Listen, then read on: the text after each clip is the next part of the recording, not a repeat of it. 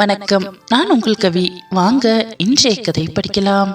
சுரேஷ் போவதையே பார்த்து கொண்டிருந்த மாதவனுக்கு எந்த வேலையும் ஓடவில்லை.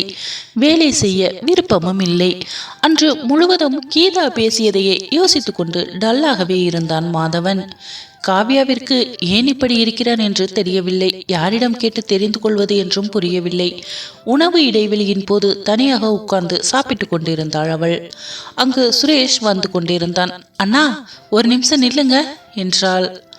என்னம்மா காவ்யா, தனியா இருக்க? எங்க மேடம் இன்னைக்கு லீவா என்றான் சுரேஷ். ஏன்னா உங்களுக்கு தெரியாதா? இனிமே என்கிட்ட சொல்லிட்டா லீவு போடுவாங்க? எல்லாம் உங்க பர்மிஷன்ல தான் போட்டிருப்பாங்க. எனக்கு எல்லாமே தெரியும், சும்மா நடிக்காதீங்க என்றாள் காவ்யா. சிரித்தான் சுரேஷ். ஆமாம்மா, அவங்க அம்மா கூட துணைக்கு இருக்க சொல்லி நான் தான் லீவு போட சொன்னேன். பார்த்துக்கலாம், கல்யாணம் முடிஞ்சு மெதுவாக வரட்டும் மேடம் என்றான் அவன். அண்ணா, ரொம்ப அவசரமாக தான் இருக்கீங்க போல என்றாள் காவ்யா. மறுபடியும் சிரித்து கொண்டான் சுரேஷ். அண்ணா, ஏன்னா அவர் டல்லாவே இருக்காரு, ஏதாவது பிரச்சனையா என்று கேட்டாள். தெரியலையே காவ்யா, நான் கேட்டேன், ஒன்றும் இல்லைன்னு சொன்னான். பிரேமாவை கல்யாணம் பண்ணிக்க போறேன்னு சொல்லிட்டேன். அதுக்கும் அவன் கருத்து சொன்னான். எப்படி நீ கல்யாணம் பண்ணிப்ப? இன்னொருத்தனை கல்யாணம் பண்ணி குழந்தை பெற்ற பொண்ணு உனக்கு சரியா வருமானு கேட்டான். உன் கொள்கையை உன்னோட வச்சுக்கோ, என்கிட்டலாம் கொண்டு வராத. முடிஞ்சா உன் மனைவி கிட்ட மன்னிப்பு கேட்டு அவங்கள திரும்ப அழைச்சிட்டு வர்ற வழியை பாருன்னு சொன்னேன். அதோட எதுவும் பேசலை. நானும் வந்துட்டேம்மா, எனக்கும் கொஞ்சம் ஒர்க் இருந்தது. அதனால் நான் அவனை மறுபடியும் பார்க்கல. ஆனால் இந்நேரம் லஞ்சுக்கு வந்திருப்பான், ஆளை காணோம், போய் பார்த்துட்டு வரேன் என்று பேசி கொண்டிருக்கும் போதே அங்கு கார்த்தி வந்தான். டேய் சுரேஷ், உனக்கு தாண்டா எங்கேயோ மச்சம் இருக்கு. அந்த பிரேமாவை நீ கல்யாணம் பண்ணிக்க போறேன்னா ஆஃபீஸில் ஒரே நியூஸாக இருக்கு. இப்போ அவ இல்லாத நேரத்தில் இவ கூட கடலையா? ஏய் காவ்யா, என்னடி நீ பெருசா பேசின அன்னைக்கு, இப்போ என்ன பண்ணிக்கிட்டு இருக்க? உன் ஃப்ரெண்டோட ஆள்கிட்ட நீ கடலை பட்டுக்கிட்டு இருக்கியா என்றான் கார்த்திக். வார்த்தையை அளந்து பேசு, மரியாதை கெட்டுடும். என்ன வாடி போடின்னு பேசுற என்றாள் காவ்யா. நான் பேசினால்தான் உங்களுக்கு பொத்துக்கிட்டு வரும். இவனுங்க கூட பேசும்போதெல்லாம் இனிக்குது, நான் பேசினால் கசக்குதோ என்றான் கார்த்திக். இதுக்கு மேல ஒரு வார்த்தை பேசின நான் மனுஷியா இருக்க மாட்டேன் என்றாள் காவ்யா. கார்த்தி, வாயை மூடிட்டு போடா. அவ என் தங்கச்சி மாதிரி. நீயும் உன் தங்கச்சி மாதிரி நினைச்சு பழகினா எல்லாரும் உன்கிட்ட பேசுவாங்க. நீ அப்படியா நினைச்சு பழகுற? உன் புத்தி தப்பால இருக்கு. அதானே, நல்ல புத்தியா இருந்தா தானே நல்ல விதமா நினைக்க தோணும். உன் புத்தி சாக்கடை புத்தி, அதனாலதான் சாக்கடைத்தனமா யோசிக்கிற என்றான் சுரேஷ். டேய், வார்த்தையை பார்த்து பேசு. யாருக்கிட்ட பேசிக்கிட்டு இருக்க? யாரு சாக்கடை, நானா நீயா? அங்க பிரேமாவை கல்யாணம் பண்ணிக்கிறேன்னு சொல்லி பேசிட்டு இருக்கும் போதே இங்க வந்து இவகிட்ட தனியா என்னடா பேச்சு உனக்கு என்றான் கார்த்திக். இவர்கள் இருவருக்கும் வாக்குவாதம் நடந்து கொண்டிருக்கும் போது அந்த இடத்திற்கு மாதவன் வந்தான். கார்த்திக் தகாத வார்த்தைகளில் காவ்யாவை பேசிக் கொண்டிருந்தான். அதை கேட்டுக்கொண்டிருந்த மாதவன் அதற்கு மேல் தாங்க முடியாமல் அங்கிருந்து வந்த வேகத்தில் கார்த்தியை ஓங்கி அறைந்து விட்டான். டேய், என்னடா மேல கை வைக்கிற? அப்புறம் உனக்கு மரியாதையே இல்லை, அவ்வளவுதான் பார்த்துக்கோ என்றான் கார்த்திக் மாதவனை பார்த்து. நானும் பார்த்துக்கிட்டே இருக்கேன், எப்போ பார்த்தாலும் இவளை வந்து சீண்டிக்கிட்டே இருக்க. என்னடா பிரச்சனை உனக்கு? நீ பேசினா எல்லா பொண்ணும் வந்து உன் பின்னாடி வளைஞ்சுக்கிட்டு வந்துடணுமா? அவங்களுக்குன்னு சுயமரியாதைன்னு ஒன்று இருக்காதா? அவள் எத்தனை டைம் உன்கிட்ட வான் பண்ணியிருக்கா. அன்னைக்கு அப்படித்தான் பீச்சில் தப்பாக நடந்துக்கிட்ட. இப்போ இங்க நாளுக்கு நாள் உன் அட்டகாசம் அதிகமாயிட்டே போகுது கார்த்திக் என்றான் மாதவன். அவளை சொன்னா உனக்கு ஏண்டா கோபம் வருது? ஓ, உங்க 2 பேர்கிட்டையும் கடலை போட்டுட்டு இருக்காளா என்றான் கார்த்திக். இதுக்கு மேல ஒரு வார்த்தை பேசின மவனை அவ்வளவுதான் உன்னை பொழந்துட்டுவன் பார்த்துக்கோ. அவ யாருன்னு நினைச்சு நீ பேசிக்கிட்டு இருக்க? அவ என் பொண்டாட்டிடா என்றான் மாதவன். காவ்யாவிற்கு மெய் சிலிர்த்து போனது. மாதவனா இதை சொல்கிறான் என்று அவள் ஒரு நிமிடம் அவளையே கிள்ளி பார்த்து கொண்டாள். இது கனவா இல்லை நினைவா என்று. சுரேஷ் திகைத்து போனான். மாதவா, காவ்யா தான் உன் மனைவியா என்று தெரியாதது போல் கேட்டான். ஆமாண்டா சுரேஷ், ஏன் உனக்கு தெரியாதா? இங்கே நிறைய விஷயம் நடக்குது, எல்லாமே எனக்கு குழப்பமா இருக்கு. நிஜமாவே உனக்கு தெரியாதா என்றான் மாதவன். சரி, அதெல்லாம் நம்ம அப்புறம் பேசிக்குவோம். டேய் கார்த்திக், இன்னொரு டைம் அவகிட்ட நீ தப்பா நடந்துக்கிட்ட அப்புறம் நடக்கிறதே வேற. இப்ப தெரிஞ்சிடுச்சுல்ல அவ புருஷன் நான் தான்னு? பேசாம போய் உன் வேலையை பாருடா என்றான் மாதவன். கார்த்திக் அதற்கு மேல் ஒரு வார்த்தை கூட பேசவில்லை. இதை முன்னாடியே சொல்லி இருக்கலாம்ல என்று சொல்லிவிட்டு அந்த இடத்தை விட்டு சென்று விட்டான். காவ்யா எதுவும் பேசவில்லை. கண்ணில் இருந்து கண்ணீர் மாலை மாலையாக வடிந்து கொண்டிருந்தது. இப்ப எதுக்கு அழுகிற? ஒருத்தன் நம்ம கிட்ட தப்பா நடந்துக்கிட்டானா அவனை எப்படி தட்டி கேட்கணும்னு தெரியாம சும்மா சும்மா வாயால பதில் சொன்னா அப்படித்தான் பேசுவான் என்றான் மாதவன். என்னங்க, நீங்களா அப்படி சொன்னீங்க? நிஜமா மனசு மாறிட்டீங்களா என்றாள் காவ்யா. நான் மாறக்கூடாதா? அப்படியே இருக்கணுமா? அப்படியே இருந்தாலும் தப்பு, மாறினாலும் தப்பா என்றான் மாதவன். இல்ல, திடீர்னு என்ன இந்த மாற்றம்? எனக்கு ஒன்றும் புரியலையே. எனக்கு பறக்கிற மாதிரி இருக்கு. என்னை நிஜமாவே மன்னிச்சிட்டீங்களா? இனிமே என்ன உங்க கூட கூட்டிட்டு போயிடுவீங்களா என்றாள் காவ்யா. அப்புறம் புருஷன் இருக்கிற இடத்துல தானே பொண்டாட்டியும் இருக்கணும். நீ மட்டும் என்ன தனியா ஹாஸ்டல்ல இருக்கவா இங்க வந்த? என் கூட வாழணும்னு தானே வந்த? இதை சொல்லித்தானே உன் மாமனார் உன்னை கூட்டிட்டு வந்தாரு. எல்லாம் எனக்கு தெரியும் காவ்யா, நேத்தே எல்லா விஷயமும் எனக்கு தெரிஞ்சு போச்சு என்றான் மாதவன். சரி, எல்லாம் தெரிஞ்சது சரி, என்ன எப்படி மன்னிக்கணும்னு உங்களுக்கு தோணுச்சு என்றாள் காவ்யா. இப்படி கேட்டா என்ன பதில் சொல்றது? தோணுச்சு, மன்னிக்கணும்னு தோணுச்சு, மன்னிச்சிட்டேன். இதுக்கு காரணம் இருக்கா என்ன என்றான் அவன். காரணம் எல்லாம் எனக்கு வேணாங்க, எப்படியோ நீங்க என்னை மன்னிச்சு ஏத்துக்கிட்டீங்களே, இதுவே எனக்கு போதும் என்றாள் காவ்யா. சரி சரி, ஈவினிங் போய் ஹாஸ்டலில் துணியெல்லாம் பேக் பண்ணிட்டு ரெடி ஆயிரு, நான் வந்து உன்னை கூட்டிட்டு போறேன் என்றான் அவன். பட்டாம்பூச்சி சிறகடித்து பறந்தது. மாதவனுக்கு காவ்யாவிடம் தன் காதலை காட்ட வேண்டும் என்றுதான் ஆசை. ஆனால் அவன் மனநிலை கீதாவை நினைத்து குழம்பி போயிருந்தது. அதனால் அவளிடம் அந்த அன்பை இப்பொழுது காட்ட முடியவில்லை. மாதவா, நான் கல்யாணம் பண்ண போற ராசிதாண்டா, நீங்க 2 பேரும் சேர்ந்து இருக்கீங்க என்றான் சுரேஷ். நீ மாப்பிள்ளை தோழன், அவள் மணமகள் தோழி. இப்போ நீங்க 2 பேரும் ஜோடியா நிற்பீங்க. எனக்கு ரொம்ப சந்தோஷமா இருக்குடா மாதவா என்றான் சுரேஷ். தேங்க்ஸ்டா சுரேஷ், என் மனசு மாறுவதற்கு நீயும் ஒரு வகையில காரணம்தான். வீட்டில் கொஞ்சம் பிரச்சனை, ஒரே குழப்பத்தில் தான் இருந்தேன். நீ தான் எனக்கு ஒரு புரிதலை உண்டு பண்ணி வச்ச. நான் தாண்டா இவ்வளோ நாள் எதையுமே புரிஞ்சுக்காம தேவையில்லாமல் காவியாவை ஒதுக்கி வச்சு அவளை ரொம்ப கஷ்டப்படுத்திட்டேன். நினைச்சாலே சங்கடமாக இருக்கு. இனிமே அவள் எந்த சூழ்நிலையிலையும் கஷ்டப்படக்கூடாதுடா. அவளை உள்ளங்கையில் வச்சு பார்த்துக்கணும். அப்படித்தான் பார்த்துக்கிட்டேன். இருந்தாலும் இடையில வந்த குழப்பத்தினால அவளை ரொம்ப கஷ்டப்படுத்திட்டேன். இனிமே அவளுக்கு எந்த கஷ்டமும் கொடுக்க மாட்டேன். நீயும் உன் வாழ்க்கையில் சந்தோஷமா இருக்கணும்டா கல்யாணமா பிள்ளை. ஆல் தி பெஸ்ட்டா சுரேஷ் என்றான் மாதவன். தேங்க்ஸ் மச்சி, கல்யாணத்தை இன்னும் 1 வாரத்துக்குள்ளேயே வச்சுக்கலான்னு இருக்கேன்டா. நீ தான் முன்னாடி நின்று எல்லா வேலையும் பார்க்கணும் என்றான் சுரேஷ். ஏண்டா இப்பதான் லவ்வ ஓகே பண்ணியிருக்கேன்னு சொல்ற? இவ்வளவு அவசரமா கல்யாணம் பண்ணணும்னு நினைக்கிற? என்ன விஷயம் என்றான் மாதவன். அவங்க அம்மாவுக்கு உடம்பு சரியில்லாம இருக்காங்கடா, அதான் அவங்க நல்லா இருக்கும்போதே கல்யாணம் பண்ணணும், அதை அவங்க பார்க்கணும்னு நினைக்கிறாங்க. அதனால தான்டா என்றான் சுரேஷ். சரி சரி, எப்படியோ நீயும் மாப்பிள்ளை ஆயிட்ட என்று சிரித்தான் மாதவன். சரிடா, வா போய் வேலையை பார்ப்போம் என்று இருவரும் போனார்கள். காவ்யாவிற்கு சந்தோஷத்தில் என்ன செய்வதென்று தெரியவில்லை. சிரித்து கொண்டே இருந்தால் எப்போடா இந்த விஷயத்தை போய் மாமாக்கிட்டையும் பிரேமாக்கிட்டையும் சொல்வது என்று நினைத்து கொண்டே இருந்தாள். மாதவன் அவள் அருகில் வந்தான். அவனை வச்ச கண்ணு வாங்காமல் பார்த்து கொண்டே இருந்தாள் காவ்யா. என்னடி அப்படி பார்க்குற? புதுசா பார்க்குற மாதிரி டெய்லி இந்த வேலையை தானே பண்ணிட்டு இருக்க என்றான் அவன். வெட்கத்தில் முகம் சிவந்தாள் காவ்யா. என்னங்க, என்னால் இப்போ கூட நம்ப முடியல. நீங்கள் என்னை சேர்த்துக்கிட்டது நான் செஞ்ச பாக்கியம். நான் கும்பிட்ட கடவுள் என்னை கைவிடலை. உங்கள் மனசு மாறினது எனக்கு ரொம்ப சந்தோஷம். என்னை மன்னிச்சிடுங்க, நான் தான் உங்களுக்கு நிறைய கஷ்டத்தை கொடுத்துட்டேன் என்றாள் காவ்யா. ஏன் அழுதுட்ருக்க?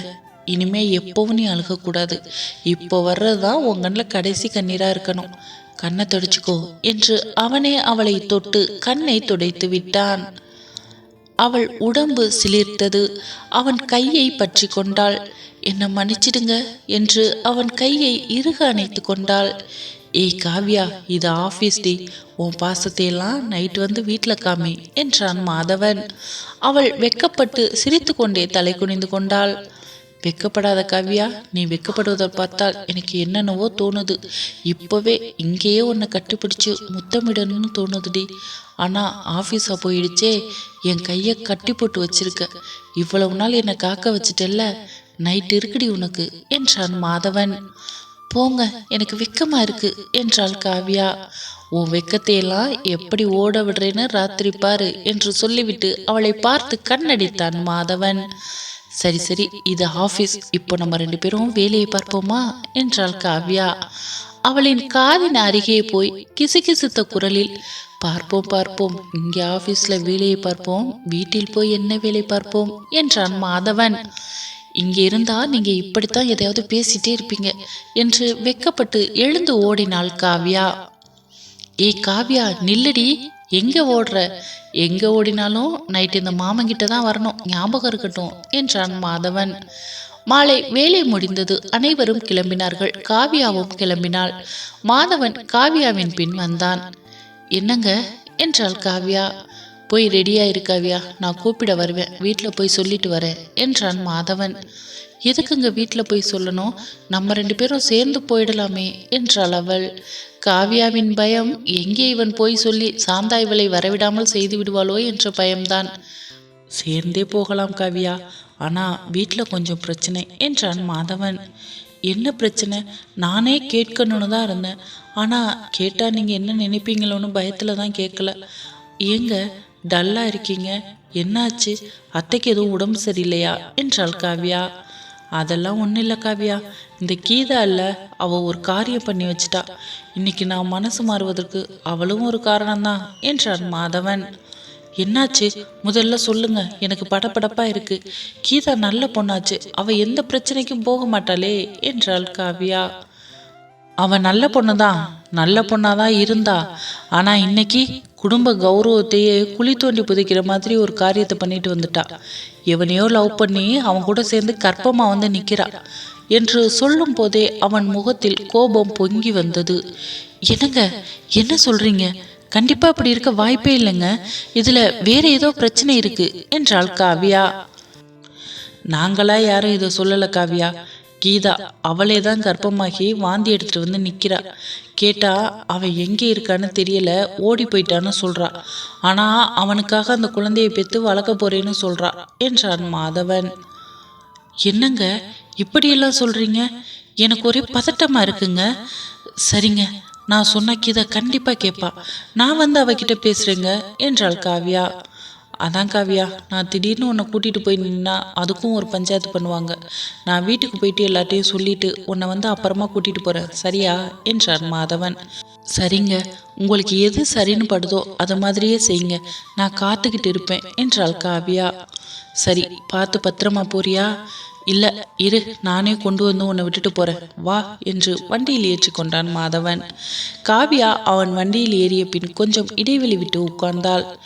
ஏன் காவ்யா, நடுவில் யாரையாவது உட்கார வைக்க போறியா என்றான் மாதவன்.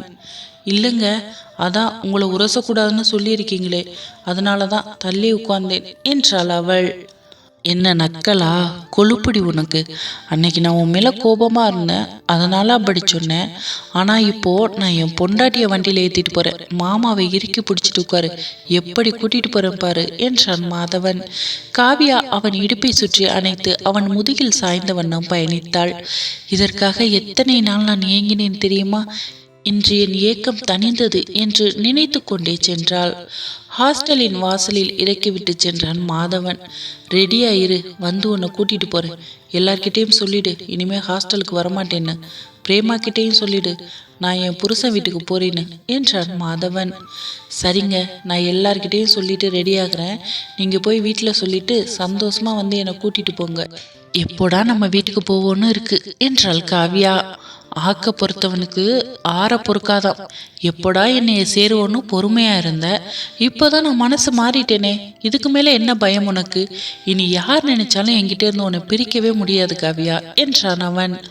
சரி, பார்த்து பத்திரமா போயிட்டு வாங்க என்று சொல்லிவிட்டு ஹாஸ்டலுக்குள் சந்தோஷமாக நுழைந்தாள் காவ்யா. உள்ளே சென்று பார்த்தால் இவளுக்கு முன்னாடியே பெட்டி படுக்கையை கட்டி கொண்டிருந்தாள் பிரேமா. என்னக்கா, எங்கே கிளம்பிட்டீங்க என்றாள் காவ்யா. வாமா காவ்யா, உனக்காகத்தான் காத்துட்டு இருந்தேன். நாங்க எல்லாரும் கிளம்பி சுரேஷ் வீட்டுக்கு போறோம். ஹாஸ்டல்லையே அம்மாவை தங்க வைக்க முடியாது இல்லையா, ஏதோ 2-3 நாளைக்கு மட்டும் பர்மிஷன் கொடுத்தாங்க, அதுக்கு மேலே என்ன பண்றதுன்னு தெரியலன்னு நான் அவர்கிட்ட சொன்னேன். அவர் தான் எதுக்கு இனிமே இங்கே இருக்கணும்னு சொல்லி ரெடியாக சொன்னாரு. அதான் நீ வந்ததும் சொல்லிட்டு அவரும் ஆஃபீஸ்லேருந்து வந்ததுக்கப்புறம் சேர்ந்து அங்கே போகலான்னு காத்துட்ருக்கேன் என்றாள் பிரேமா. காவ்யா மகிழ்ச்சியாக சத்தமாய் சிரித்தாள். என்ன காவ்யா, நான் உன்னை விட்டுட்டு போறேன்னு சொல்றேன், நீ இவ்வளவு ஹாப்பியா இருக்க? அப்போ இவ்வளோ நாளும் சும்மா தான் என்ன அக்கா அக்கான்னு சொல்லிட்டு இருந்தியா? நான் பக்கத்துல இருக்கிறத பாரமா தான் நினைச்சிட்டு இருந்தியா என்றாள் அவள். ஐயோ அக்கா, நானும் தான் இன்னைக்கு ஹாஸ்டலை விட்டு போறேன். உங்ககிட்ட சந்தோஷமான செய்தி சொல்லலான்னு ஓடி வந்தேன். அதுக்குள்ள நீங்க ஹாப்பியான நீ சொல்லிட்டீங்க. அதான் இரட்டிப்பு சந்தோஷத்துல சத்தமா சிரிச்சுக்கிட்டு இருக்கேன் என்றாள் காவ்யா. அப்படியா, நீயும் போறியா? என்னாச்சு காவ்யா? ஊருக்கு எதுவும் கிளம்புறியா? எதுவும் பிரச்சனையா என்றாள் பிரேமா. ஐயோ அக்கா, பிரச்சனைனா நான் சிரிப்பேனா? என்னை அவர் ஏத்துக்கிட்டாருக்கா. என்னை அவர் மன்னிச்சிட்டாரு. எனக்கு ரொம்ப சந்தோஷமா இருக்கு. என்னை ரெடி ஆயிட்டு இருக்க சொன்னாரு, வந்து அழைச்சிட்டு போறேன்னு சொல்லி. உங்ககிட்ட சொல்ல சொன்னாருக்கா, புருஷ வீட்டுக்கு போறேன்னு சொல்ல சொன்னார் என்று சிரித்தாள். நிஜமா சொல்றியா காவ்யா? இப்போ எனக்கு ரொம்ப சந்தோஷமா இருக்குமா. உன்னை தனியா விட்டுட்டு போக போறேன்னு எனக்கு ரொம்ப கவலையா இருந்துச்சு. எப்படி மாறினார்? என்ன அதிசயம் நடந்துச்சு? எப்படியோ நம்ம 2 பேர் வாழ்க்கையிலேயும் வெளிச்சம் வந்துருச்சு. ரொம்ப சந்தோஷம் காவ்யா. நீ எப்பவும் அவர் கூட சந்தோஷமா வாழணும். சீக்கிரமே ஹாசினி குட்டி கூட விளையாடுறதுக்கு ஒரு குட்டி பாப்பாவை பெத்து கொடுக்கணும் என்றாள் பிரேமா. கண்டிப்பாக்கா, உங்க வாய் முகூர்த்தம் பலிக்கட்டும். சீக்கிரமே உங்களுக்கு ஒரு மருமகனை பெற்று தரேன் என்றாள் காவ்யா. மாதவன் வீட்டிற்கு சென்றான். ஹாலிலேயே படுத்து கிடந்தாள் சாந்தா. என்னம்மா இந்த நேரத்துல படுத்திருக்கீங்க? லைட்டை கூட போடல. எங்கம்மா அவள் என்றான் மாதவன். அவ எங்கே இருப்பா? ரூம்ல தான் இருக்கா. நம்ம தலையிலெல்லாம் நெருப்பள்ளி கொட்டிட்டு அவ மட்டும் சந்தோஷமா இருப்பா என்றாள் சாந்தா. ஏமா அப்படி பேசுறீங்க? அவளுக்கு புரியலம்மா. சின்ன பொண்ணு தானே, எடுத்து சொன்னா புரிஞ்சுக்குவா. நீங்க ஒன்றும் கவலைப்படாதீங்கம்மா, நான் இருக்கேன்ல, நான் பார்த்துக்கிறேன் என்றான் மாதவன். என்னத்தை பார்ப்ப? எல்லாம் தலையை மிஞ்சி போயிடுச்சு. இதுக்கு மேலே நம்ம என்னத்தை பார்க்கறது? அவள் சம்மதிச்சா மட்டும்தான் நம்மளால அந்த கருவை கலைக்க முடியும். இந்த ஊருக்குள்ளே தலை நிமிர்ந்து வாழவும் முடியும். ஆனால் அது எல்லாத்தையும் குழி தோண்டி புதைச்சிட்டா உன் தங்கச்சி. நீ ஒரு ஆம்பளை பிள்ளை, எவ்வளவு கட்டுப்பாடாக இருந்த. உன் பொண்டாட்டி உன் கூட இருக்கும்போதே, அவள் போனதுக்கு அப்புறம் கூட வேற யாரையும் நினைக்காம எப்படி இருக்க? இன்னைக்கு அவள் உன் கூட பக்கத்திலேயே இருந்தும் கூட அவளை கண்டுக்காம இருக்க. ஒரு பையனா நீ இவ்வளவு கட்டுப்பாடாக இருக்கடா மாதவா. ஆனால் உன் தங்கச்சி எல்லையை மீறிட்டாடா என்று அழுதாள் சாந்தா. மாதவன் சொல்ல வந்த விஷயத்தை சொல்லவில்லை. இப்போது அம்மா இருக்கும் மனநிலையில் காவ்யாவை கூட்டி வரப்போகிறேன் என்று சொன்னால் அம்மா அதை எப்படி எடுத்துக்கொள்வார்கள் என்று நினைத்து கொண்டு தயங்கி நின்றான். மாதவன் காவ்யாவை அழைத்து வந்து விடுவானா? சாந்தா சம்மதம் தெரிவிப்பாளா? மாதவன் எடுக்க போகும் முடிவுதான் என்ன? பொறுத்திருந்து நாளை பார்ப்போம். இந்த கதை உங்களுக்கு பிடிச்சிருந்தா லைக் பண்ணுங்க, ஷேர் பண்ணுங்க, கமெண்ட் பண்ணுங்க. ப்ளீஸ் மறக்காம சப்ஸ்கிரைப் பண்ணுங்க. உங்க பொண்ணான கையால அந்த லைக் பட்டனை மட்டும் தட்டிட்டு போயிருங்க. நிறைய பேர் வீடியோ பார்க்குறீங்க, ஆனால் சப்ஸ்கிரைப் பண்ணாமலே பார்க்குறீங்க. ப்ளீஸ் சப்ஸ்கிரைப் பண்ணிட்டு பாருங்க.